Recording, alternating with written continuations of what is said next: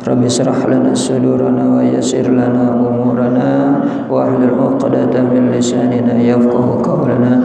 Allahumma aftah lana hikmataka wanshur alaina rahmatak min khazaini rahmatika ya dzal jalali wal ikram.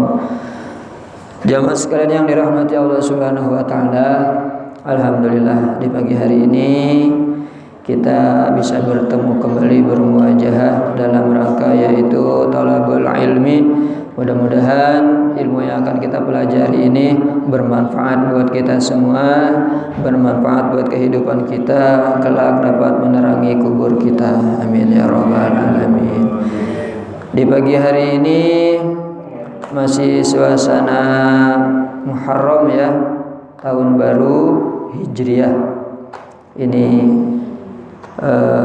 kita masih mudah-mudahan masih ada semangat hijrah.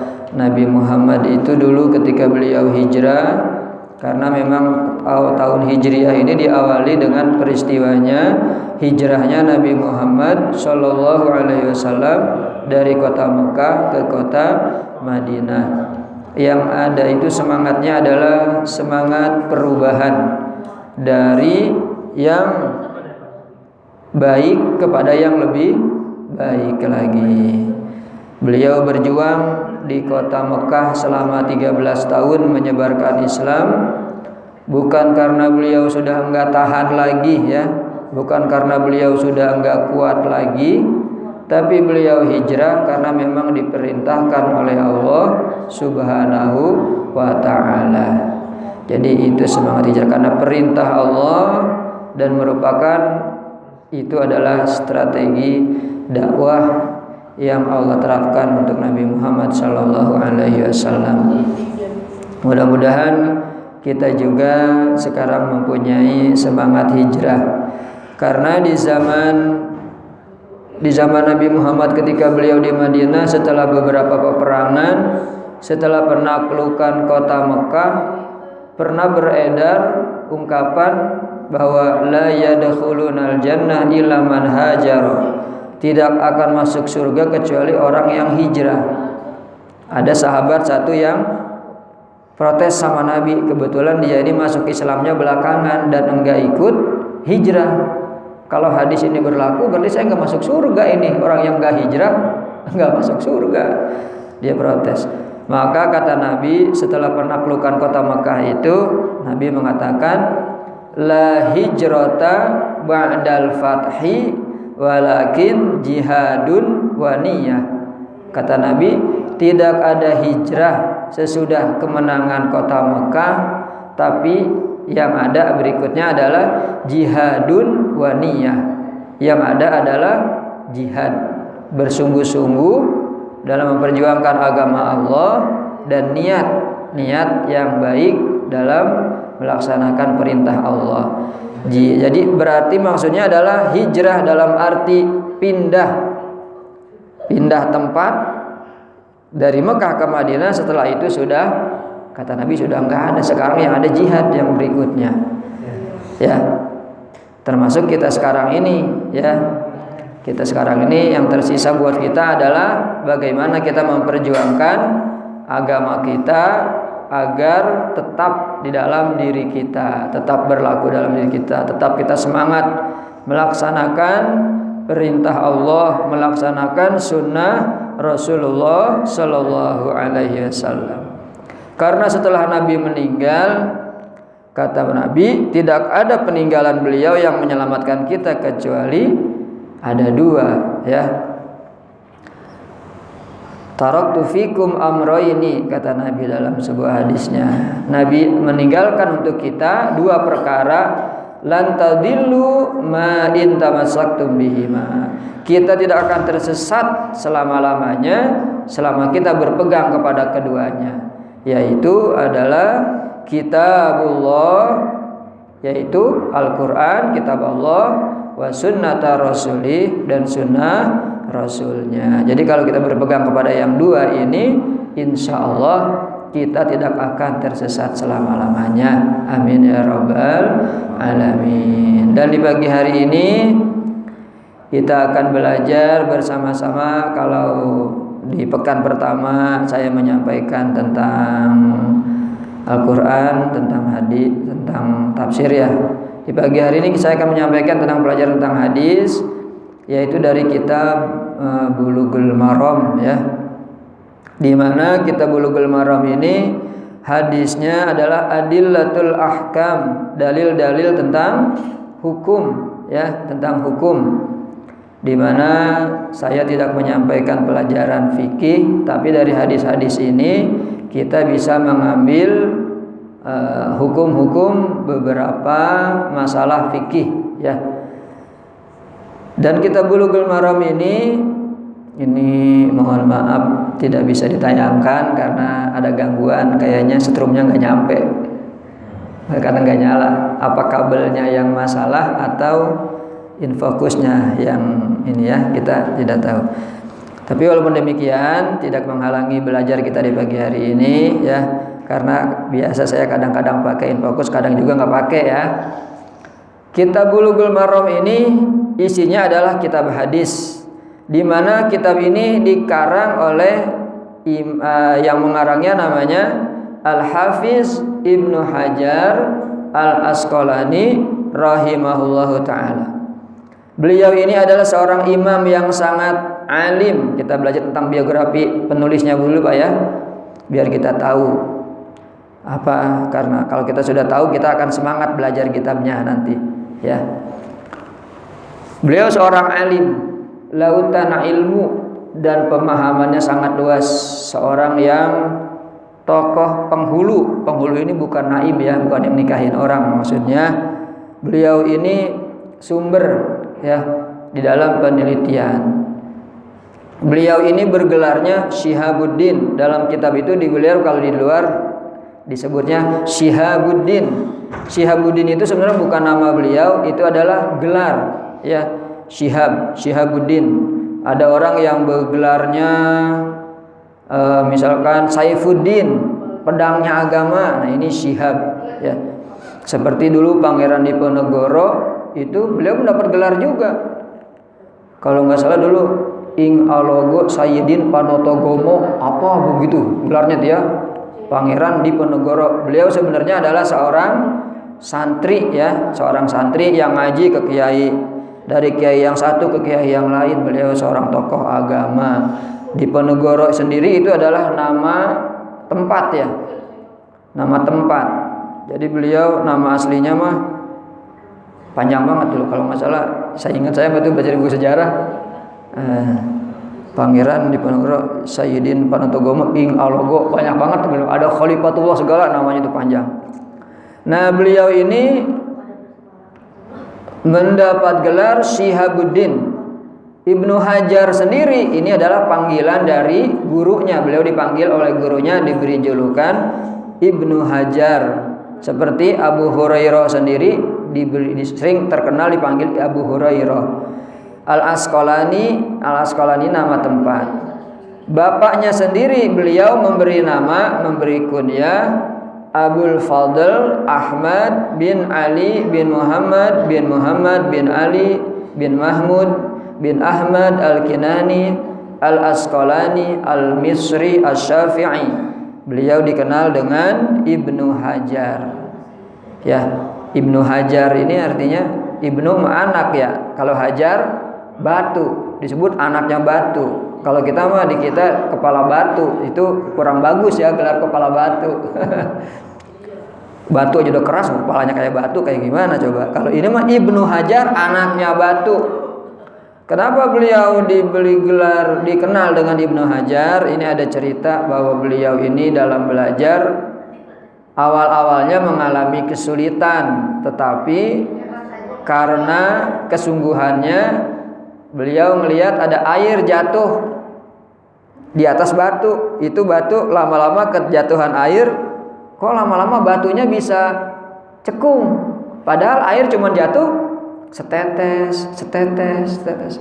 Maka disitulah diambil kesimpulan bahwa dalam belajar itu yang penting adalah kesungguhan. Orang belajar itu bukan karena cerdasnya, bukan karena sekali baca langsung hafal, tapi kesungguhan dalam belajar lama-lama bisa menguasai sebuah ilmu. Itulah prinsip batu ya yang ketetesan air.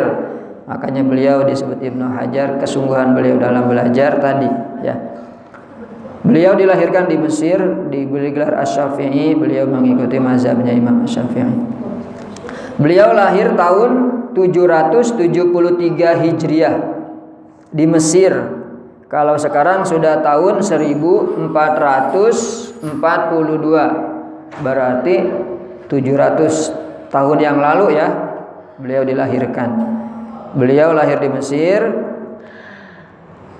Beliau ini kedudukannya di tengah-tengah para ulama. Beliau sangat bagus dan cukup harum karena beliau ini yang pertama kali memberi gelar julukan Al-Hafiz. Beliau adalah guru beliau. Beliau gurunya bernama Al-Allamah Zainuddin Al-Iraqi. Ya, di Irak, beliau belajar di Irak. Guru beliau memberi julukan Al-Hafiz karena beliau dikenal pakar hadis paling cerdas dan alim di antara para sahabatnya ketika itu tentang masalah hadis. Dan ketika menjelang wafat, guru beliau ketika ditanya siapakah yang paling bagus dalam ilmu hadis setelah gurunya, maka beliau menjawab Ibnu Hajar, kemudian anakku Abu Zur'ah, kemudian Al-Haythami. Jadi Ibnu Hajar Al-Asqalani ini merupakan tokoh hadis terkemuka ketika itu. Beliau diberi gelar Al-Hafiz. Ketika itu gelar Al-Hafiz diberikan bukan buat orang yang hafal Quran, karena kalau hafal Quran ketika itu para ulama banyak sekali, tapi jarang sekali yang hafal hadis. Makanya diberi gelar kepada Al-Hafiz Ibnu Hajar karena beliau hafal banyak hadis ya. Kemudian buku-buku yang beliau karang yang terkenal banyak sekali ya. Di antaranya yang paling terkenal, beliau ini mengarang buku Fathul Bari, itu syarahnya Sahih Bukhari. Hadis Sahih Bukhari bukunya tebal sekali, tapi itu masih disyarah oleh beliau ya, oleh Ibnu Hajar.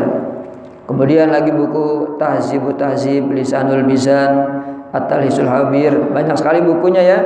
Sampai dengan bukunya yang sekarang kita akan pelajari, insya Allah namanya Bulughul Maram min Jami'i Adillatil Ahkam. Dan yang kita pelajari kitab Nashihul Ibad sendiri itu karangan beliau, tapi itu tidak termasuk yang terkenal, itu mah ya, bagian yang kecil dari yang beliau karang. Jadi demikian autobiografinya. Beliau wafat pada tahun 852 ya Hijriah. Beliau dimakamkan di Kairo, Mesir. Semoga Allah merahmati beliau. Jadi demikian Bapak sekalian, itu autobiografi dari Al-Imam Al-Hafiz Ibnu Hajar Al-Asqalani, Syihabuddin Ibnu Hajar Al-Asqalani. Beliau pengarang buku ya, kitab ya, Bulughul Maram ya. Di pagi hari ini kita akan belajar bersama-sama tentang Babul Miyah, bab air, bab yang membahas tentang air. Dalam bab ini ada 17 hadis ya. Dimulai dari hadis yang pertama. Enggak ada kelihatan di sini ya, tapi kita baca bersama-sama ya. Diikutin aja. Minimal kita sudah mengucapkan sebuah hadis, itu sudah merupakan ilmu bagi kita ya Bapak sekalian. Diikutin ya. Bismillahirrahmanirrahim. Bismillahirrahmanirrahim. An Abi Hurairah radhiyallahu anhu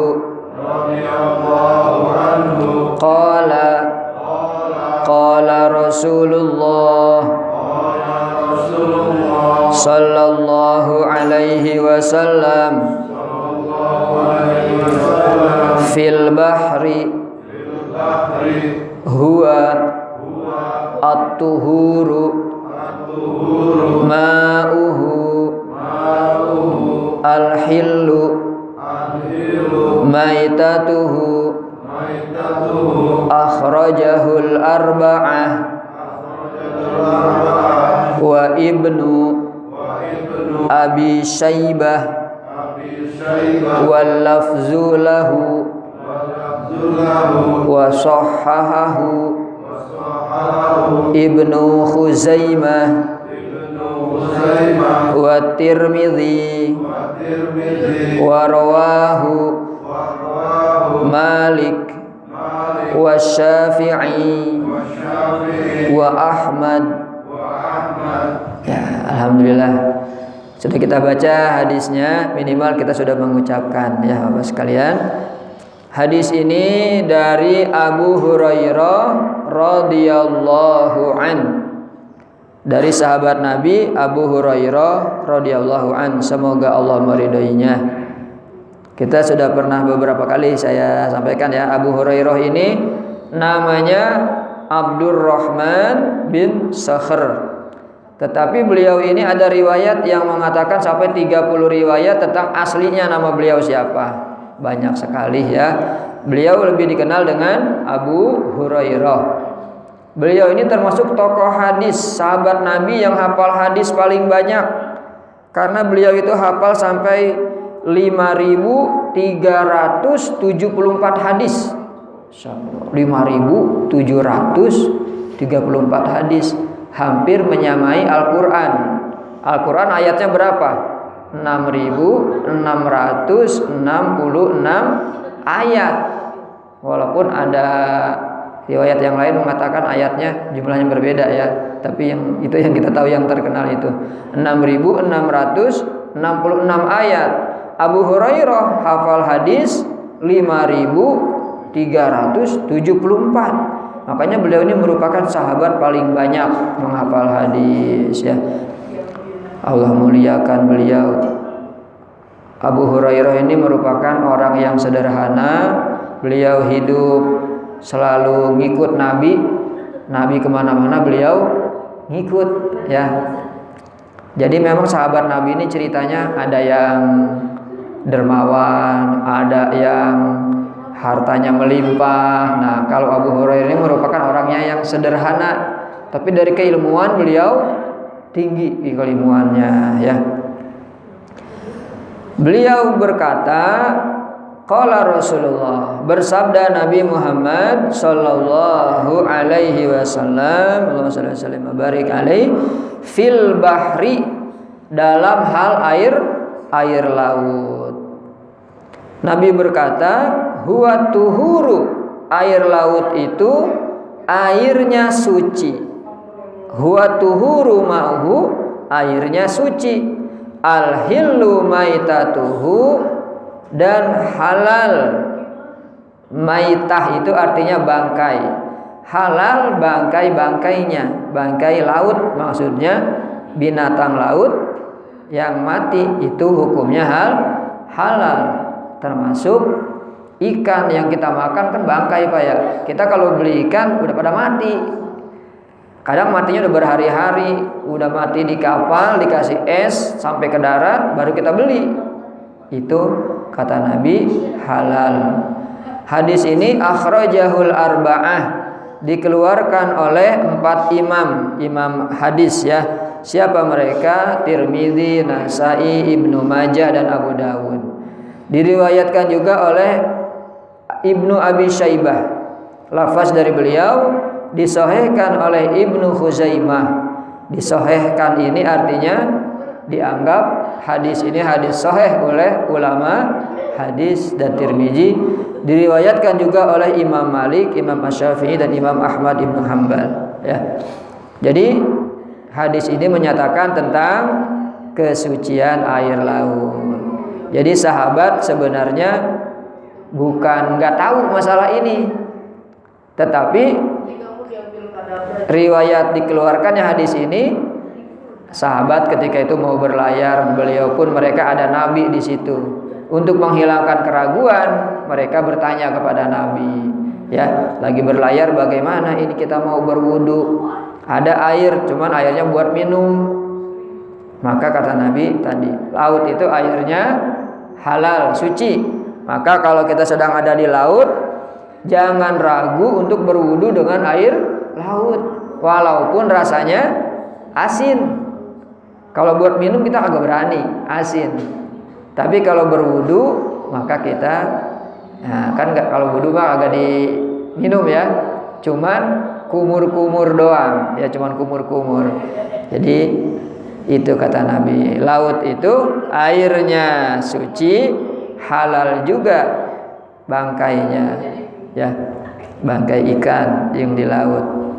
Kalau bangkai kapal kagak boleh, karena di laut ada juga. Ya laku dijual. Kan kalau kata orang Medan itu, semua yang melata di bumi itu halal, kecuali kereta. Itu pun karena keras kata dia. Kalau orang Medan begitu. Kalau di laut semuanya halal, ya bangkainya halal. Ya maksudnya bangkai ikan binatang laut ya. Kita lanjutkan ke hadis yang kedua.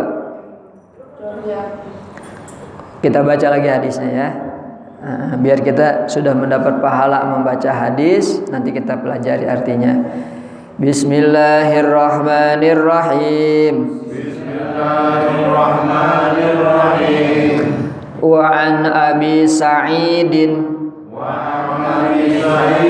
Al-Khudri radhiyallahu anhu qala qala Rasulullah sallallahu alaihi wasallam innal ma'a tahurun la yunajjisuhu syai'un akhrajahu tsalatsa wa sahhahu Ahmad. Alhamdulillah sudah kita baca bersama-sama. Hadis ini dari Abu Sa'id Al-Khudri radhiyallahu an. Salah seorang sahabat yang juga penghafal hadis ya, tapi tidak sebanyak Abu Hurairah. Sahabat itu gelarnya radhiyallahu an, semoga Allah meridainya. Beliau berkata, bersabda Rasulullah sallallahu alaihi wasallam. Kalau bahasa Arab mah sama-sama qala ya, tapi di bahasa Indonesia kalau sahabat diartikannya berkata, kalau Nabi bersabda gitu ya. Jadi itu mah bahasa Indonesia aja, kalau bahasa Arabnya mah sama-sama qala. Tapi kalau para habib kolaknya berat, nyebut kolak gola gini, gola. Kalau kita mah biasa aja ya, qala enteng.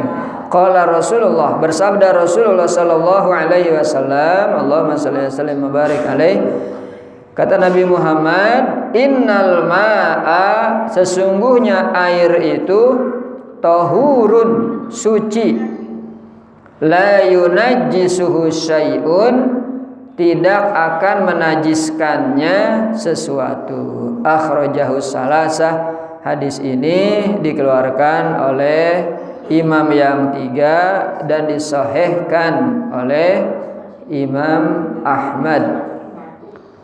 Artinya bahwa air itu asalnya adalah suci, tidak dapat dinajiskan oleh sesuatu. Hadis ini masih perlu penjabaran ya Bapak sekalian dengan hadis yang berikutnya, karena akan timbul masalah nanti bagaimana air yang kejatuhan najis dan lain-lain ya. Jadi hadis ini merupakan hadis dasar bahwa asalnya air itu adalah tidak najis ya. Yang membuat najis kadang-kadang benda-benda yang jatuh ke dalamnya ya. Baik itu air hujan, kalau dalam kitab fikih kita pelajari ada 7 macam air ya. 7 macam air, pembagian air itu. Ada air hujan, ada air laut, ada air sungai, ada air mata air, udah 4 tuh. Ada air embun. Air embun aja masih termasuk air yang suci. Ada air salju, yaitu air es. Itu aja termasuk air yang suci. Ya. Jadi itu merupakan air. Kata Nabi, air itu pada dasarnya adalah suci, tidak dinajiskan oleh sesuatu ya. Memang nanti Bapak-bapak sekalian, kalau di dalam kitab Bulughul Maram ini hadisnya kalau memang sahih dibilang sahih, kalau memang hadis itu dikatakan lemah oleh salah satu imam, ya dikatakan di sini, tidak disembunyi-sembunyikan ya. Jadi kita tinggal bisa mengambil dasar hukum dari hadis yang mana ya. Kita lanjutkan ke hadis yang ketiga, masih tentang air. Kita baca hadisnya. Bismillahirrahmanirrahim. Bismillahirrahmanirrahim. Wa an Abi Umamah Al-Bahili radhiyallahu anhu qala Rasulullah sallallahu alaihi wasallam innal ma'a la yunajjisuhu syai'un illa ma ghalaba ala rihihi wa ta'mihi wa launihi akhrajahu Ibnu Majah wa dha'afahu Abu Hatim. Ya, hadis yang ketiga ini alhamdulillah sudah kita baca ya.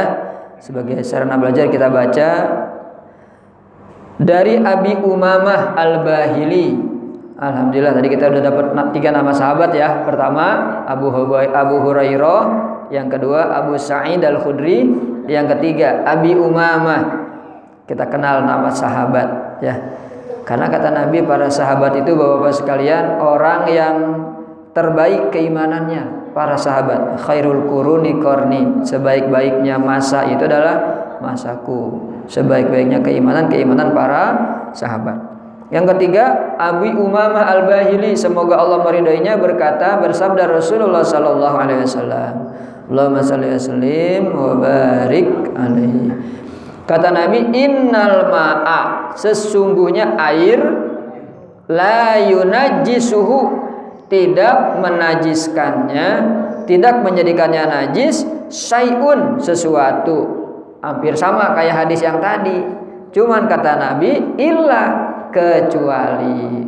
Ada pengecualian. Illa itu dalam ilmu nahwu namanya huruf tasniyah, pengecualian. Illa ma ghalaba ala rihihi, kecuali ada sesuatu yang bisa merubah.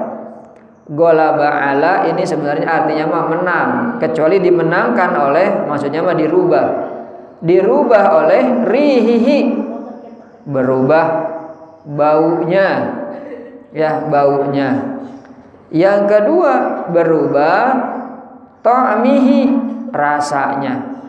Kalau bau mah berubah dari baunya tawar menjadi baunya menyengat. Kalau kita buka air keran itu nggak ada baunya ya. Tapi kalau kita pergi ke sungai, ada sungai yang airnya yang sudah mungkin warnanya nggak jernih lagi, baunya menyengat, itu berubah bau, berubah rasa. Air yang tawar jadi asin, jadi tawar menjadi pahit, berubah rasa. Kemudian launihi, berubah warnanya dari jernih menjadi hitam pekat misalnya. Maka itu air yang berubah karena tadi menjadi tidak najis, kecuali kalau sudah berubah bau, rasa, dan warna. Hadis ini diriwayatkan oleh Ibnu Majah, tetapi dilemahkan oleh Abu Hatim. Biasanya kalau dilemahkan ini bukan karena lafaz hadisnya, tapi karena ada salah satu perawi periwayatnya yang kurang terpercaya, begitu ya. Kurang terpercaya itu apakah dia suka, kalau dalam hadis mah Pak, ngeriwayatin hadis yang sering ngelawak aja kagak boleh ngeriwayatin hadis. Khawatir, takut dia lagi nyampaikan hadis, kita bingung dia ini lagi ngelawak apa lagi nyampaikan hadis, gitu. Makanya ada yang di hadis ini didhaifkan oleh Abu Hatim ya. Tetapi oleh imam yang lain tidak ya. Artinya hadis ini bisa menjadi sumber dalil, bisa juga kalau nanti ada hadis yang lain yang bertentangan maka dia akan menjadi dilemahkan. Jadi begitu. Dilemahkan itu biasanya ada salah satu rawinya ya yang dianggap tidak kuat. Jadi kalau perawi hadis itu memang harus adlun dobit, sudah dia adil, orangnya juga dobit. Dobit itu dipercaya itu tidak pernah, jarang lupa, jarang pelupa, juga jarang tadi guyon, bercanda. Orang yang sering bercanda itu biasanya kalau dia meriwayatkan hadisnya dilemahkan begitu. Jadi ini hadis yang ketiga. Jadi kalau sudah berubah, tentunya kalau air laut mah memang dari awal dia sudah asin, dia memang nggak berubah dari tawar jadi asin ya. Ada juga air yang dari tawar jadi manis, air teh itu dia berubah, tetapi dia itu tidak najis. Kenapa? Walaupun berubah nggak najis. Nanti ada lagi hadis yang berikutnya. Air itu disebut najis kalau kejatuhan najis. Itu pun dilihat dari jumlah airnya. Makanya hadis ini masih ada yang melemahkan tadi, karena tidak semua air yang berubah rasanya menjadi najis. Contohnya air teh dari tawar menjadi manis, warnanya dari jernih menjadi coklat. Baunya juga berubah, kan? Dari tawar kalau diseduhin teh, jadi baunya menjadi bau teh, kan begitu? Ya, berubah, tapi belum tentu najis, ya. Nah, jadi nanti berubah yang bagaimana yang menjadi najis, nanti ada hadis-hadis yang berikutnya. Ya, ini kita baru sampai hadis yang ketiga dalam bab air. Ini sudah jam 5 lewat 58. Syuruknya pagi hari ini adalah jam 5 lewat 55. Jadi kita cukupkan sampai di sini dulu, sampai hadis yang ketiga. Insya Allah kita sambung lagi nanti pada waktu yang akan datang, belajar hadis Bulughul Maramnya kita lanjutkan insya Allah. Sebelum saya akhiri, barangkali ada yang ingin ditanyakan, saya persilahkan. Oh ya, silakan Ustaz.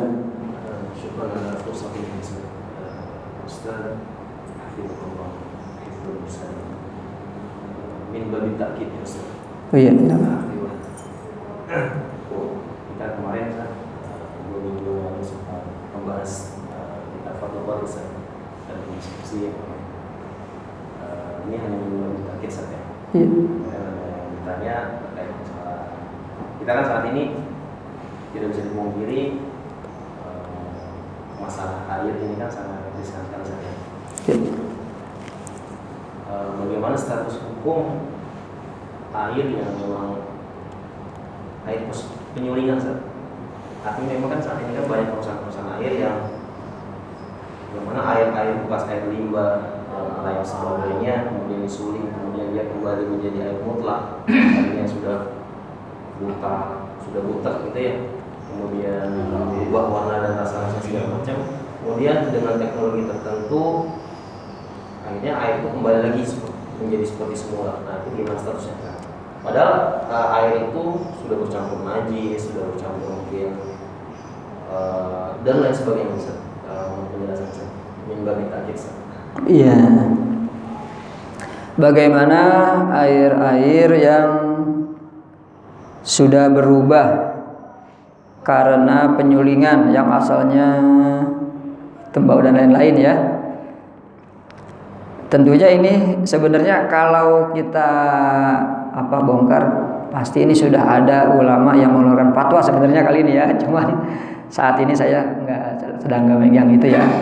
Ulama pasti itu tentang itu sudah ada fatwa ulama, biasanya dari MUI, BPOM dan lain-lain. Tetapi dalam hukum kita ambil contoh saja, ada hukum khomer. Khomer itu anggur ya. Awalnya anggur diperas, difermentasi. Nah, ada hukum fikih yang mengatakan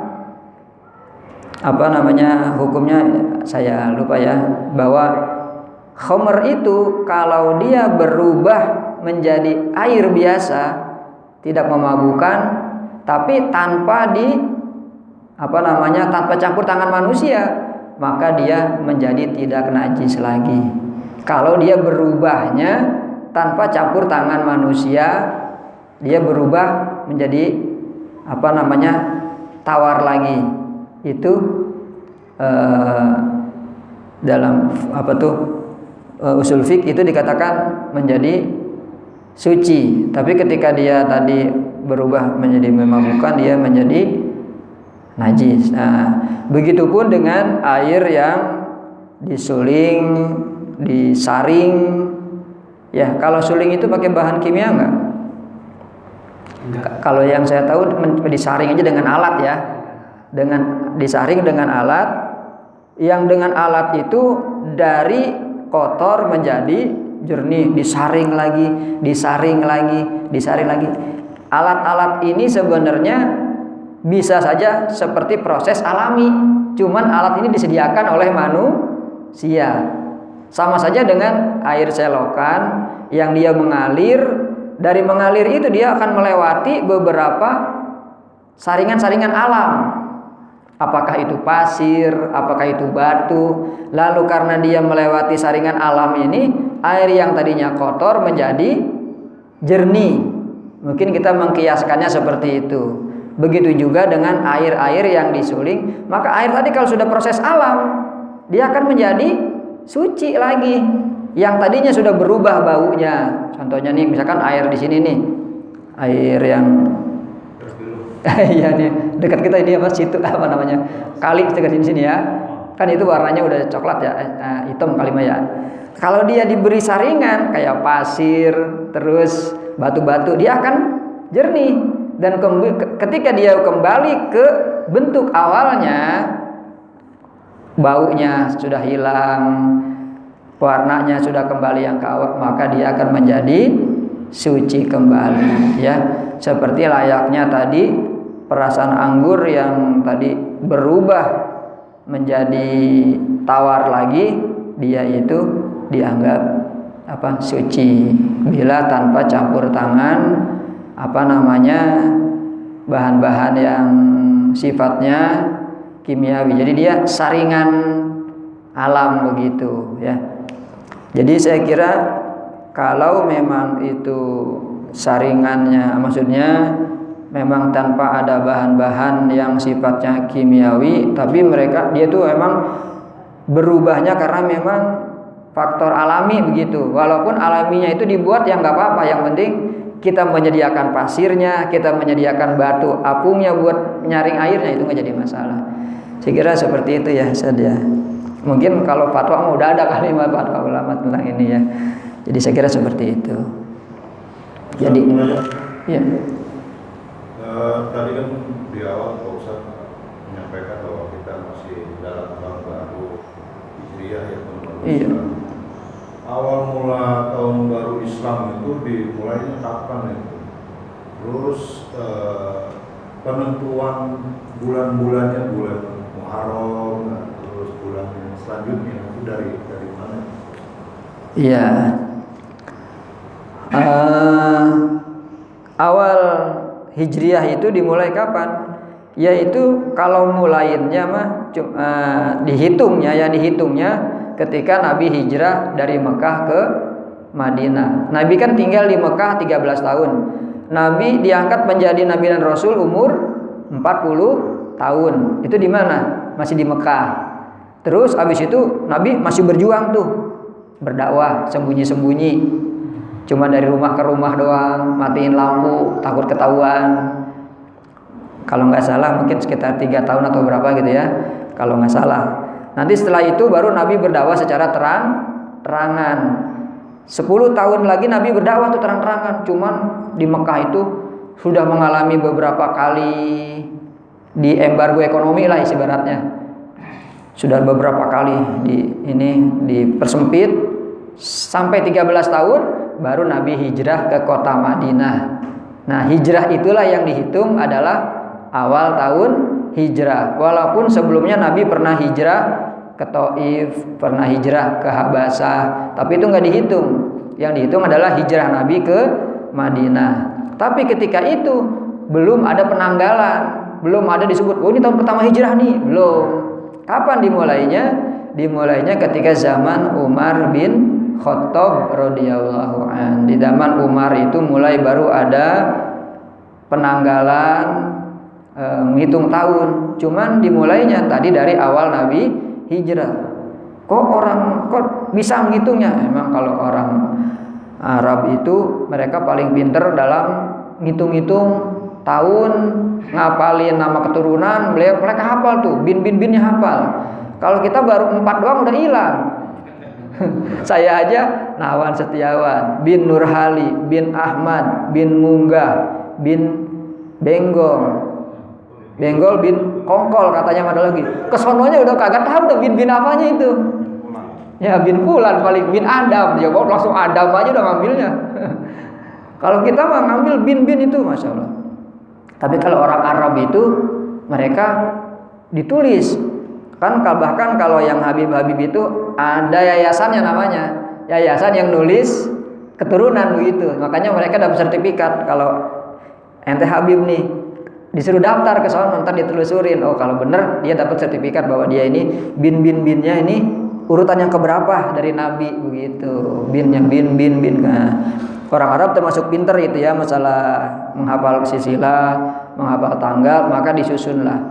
Dan dimulai dari bulan Muharram itu juga mungkin diputuskan oleh para sahabat gitu ya, tentang awal penanggalan diawali oleh bulan Muharram. Bulan Muharram ini termasuk bulan haram ya. Bulan haram itu kan ada 4, termasuk bulan Dzul Hijjah, Dzul Qa'dah, Dzul Hijjah, akhirnya Dzul Hijjah, awalnya bulan Muharram ya. Jadi ini dimulainya pembukuannya di zaman Umar bin Khattab. Adapun kalau hitungan hijrahnya ketika Nabi hijrah dari kota Mekah ke kota Madinah, itu yang dihitung awal gitu ya. Saya kira begitu. Cukup ya Pak Haji ya. Nah, ada dari yang lain? Cukup ya Bapak sekalian di pagi hari ini. Alhamdulillah. Mudah-mudahan 3 hadis yang kita pelajari ini bermanfaat buat kita semua. Kita bisa lanjutkan dan kita akan berlanjut ya. Sebenarnya buku Kitab Bulughul Maram ini ada syarahnya, ada penjelasannya namanya Subulus Salam. Cuman kalau di Subulus Salam satu hadis terus ngebahasnya panjang banget. Jadi kita coba yang ini dulu, yang ringkas hadisnya dulu ya. Nanti kalau ini kita bisa lanjutkan. Saya kira ini yang dapat saya sampaikan pagi hari ini. Kurang lebihnya mohon maaf. Mari sama-sama kita akhiri dengan doa. Nastaghfirullahaladzim, nastaghfirullahaladzim, lakal hamdu ya ma'bud. Allahumma salli wa sallim wa barik ala sayyidina Muhammadin fil awal dan akhirin, wa barik wa sallim wa radiyallahu wa tabaraka an kulli sahabati rasulillahi ajma'in, walhamdulillahi rabbil alamin. Allahumma inna nas'aluka ridhaka wal jannah wa na'udzubika min sakhatika wan nar. Allahumma anfa'na bima 'allamtana wa 'allimna ma yanfa'una warzuqna uluman tanfa'una bi rahmatika ya arhamar rahimin. Rabbana adkhilna mudkhala sidqi wa akhrijna mukhraja sidqi waj'alna min ladunka sultanan nasira. Allahumma ij'al jam'ana hadza jam'an marhuma waj'al tafarruqana min ba'dihi tafarruqan ma'suma wa la taj'al bainana shaqiyyan wa mahruma.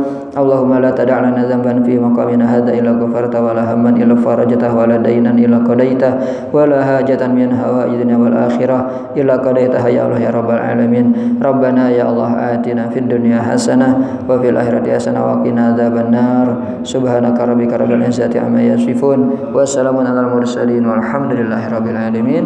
Wassalamualaikum warahmatullahi wabarakatuh. Waalaikumsalam warahmatullahi wabarakatuh.